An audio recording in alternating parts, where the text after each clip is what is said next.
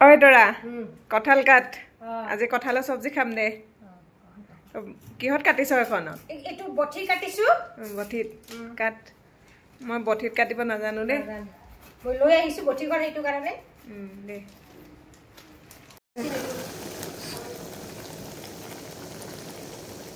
মুচি কঁঠালৰ দিন আৰু সকলোৱে চাগে কঁঠালৰ সবজি খাইছে নহয় জানো আৰু দেওবাৰৰ দিনা মোৰ বিশেষকৈ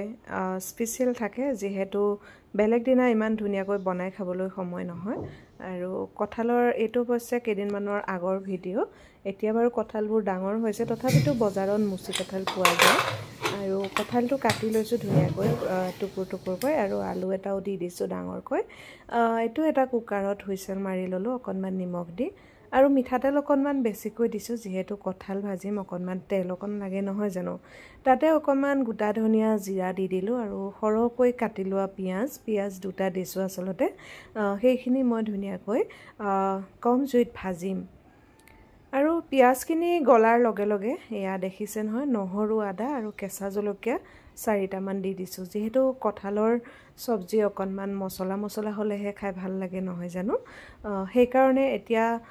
তাতে ভাজি লোৱা পিয়াজ আৰু নহৰু জলকীয়াখিনিৰ ওপৰত কাটি লোৱা বিলাহী দুটা দি দিছো বিলাহীৰ গুটিখিনি এৰুৱাই দিব আপোনালোকে আৰু বিলাহীখিনি যেতিয়া গলিবলৈ আৰম্ভ কৰিছে তেতিয়া তাতে গোটা জিৰা আৰু গোটা ধনিয়া বনাই লোৱা পেষ্ট দি দিছো আসলতে শুকান মছলা হয় আৰু এয়া গৰম মছলাও দি দিছো এয়া ঘৰতে বনোৱা আসলে পিচি বিলাই থৈ দিয়া হৈছিল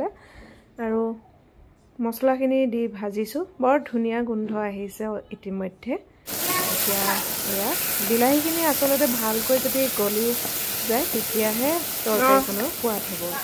কঁঠালৰ সবজি আমি সকলোৱে বনাও কিন্তু তাক বনাব জানিব লাগিব তেতিয়াহে ইয়াৰ আসল সোৱাদটো পোৱা যাব এতিয়া বইল কৰি লোৱা কঁঠালখিনি আলুখিনি দি দিছো এনেকৈ অলপ লো ফ্লেমত মই ভাজিম ভাজি অকনমান যেহেতু কঁঠাল বইল কৰি লোৱা হৈছে তথাপিতো মছলা আৰু কঁঠালখিনি মিলিবৰ কাৰণে মই অকনমান পানী দিম প্ৰথমতে এয়া গুটেইখিনি